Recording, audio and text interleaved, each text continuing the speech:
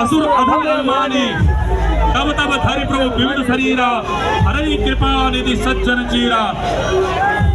जिस प्रकार से जब इस हिंदू धर्म पर अत्याचार हुआ है, इस धर्म पर जो है अत्याचार हुआ है, तब हमारे भगवान बहुत विविध रूप में इस देश में प्रकट हुए हैं। राम बन करके भगवान राम ने सनातन धर्म की रक्षा की है, कृष्ण बन करके भगवान कृष्ण ने सनातन धर्म की रक्षा की है, नरसिंह बनकर भगवान ने इस सनातन धर्म की रक्षा की है, वामन भगवान बन करके इस सनातन धर्म की रक्षा की है। उसी प्रकार वर्तमान में धीरेन्द्र शास्त्री जी इस सनातन धर्म की रक्षा करने के लिए अवतरित हुए हैं। ए भारतवर्ष के लोगों, ए सनातन धर्म के लोगों, गुरुग्राम के लोगों, दिल्ली वासी के लोगों, सनातन धर्म के लोगों, आप सभी लोग धीरेन्द्र शास्त्री जी का साथ दीजिए और इस देश को, जो हमारा देश पहले भारत पर विश्व गुरु हुआ करता था, परम पूज्य धीरेन्द्र शास्त्री जी के सानिध्य में, उनके सानिध्य में पुनः ये देश फिर से जो है भारतवर्ष विश्व गुरु की उपलब्धि प्राप्त करेगा और चारों तरफ पूरे विश्व में, भारत में नहीं पूरे विश्व में सनातन धर्म का डंका बजेगा। सनातन धर्म ही रहेगा।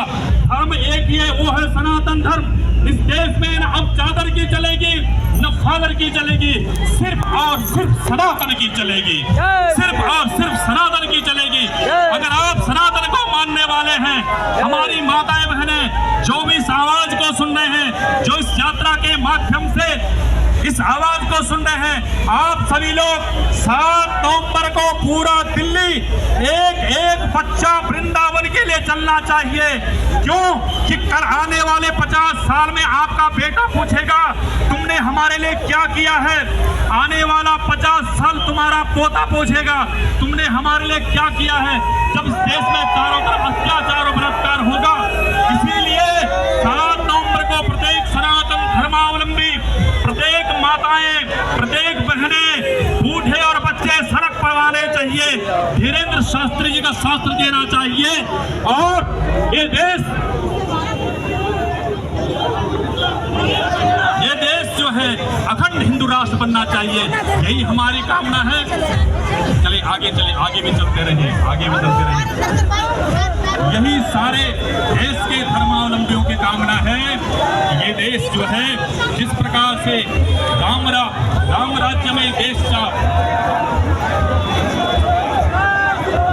जिस प्रकार से ये देश राम के राज्य में था, जहाँ पर किसी प्रकार का कोई पाप नहीं, कोई अत्याचार नहीं, उसी प्रकार से कई लोग बोलते हैं कि सनातन धर्म के लोग बोल रहे हैं कि हिंदू राष्ट्र बनाओ। आजकल आप देखें सनातन राष्ट्र बनाने से क्या होगा, हिंदू राष्ट्र बनाने से क्या होगा। मेरे भाई बहन, हिंदू राष्ट्र बनाने से इस देश में जो बुरे काम हो रहे हैं, जो गलत कार्य हो रहे हैं, जो अभी आप लोग ले रहे हैं, तथाकथित धर्म के लोग, तथाकथित लोग अपना एजेंडा फैला करके सड़कों पर उतर रहे हैं। अभी आपने देखा ये आई लव का जो एजेंडा था, ये इसीलिए एजेंडा था कि सनातन धर्म की सरकार, सनातन धर्म के लोग अगर हम ये एजेंडा फैलाते आने वाले 10-15 साल में तो क्या होने वाला है। लेकिन आपकी ताकत से, आपकी एकता से ये जो एजेंडा था, हमारी भारत की सरकार ने सनातन धर्म के लोगों ने उस एजेंडा को अभी आपने देखा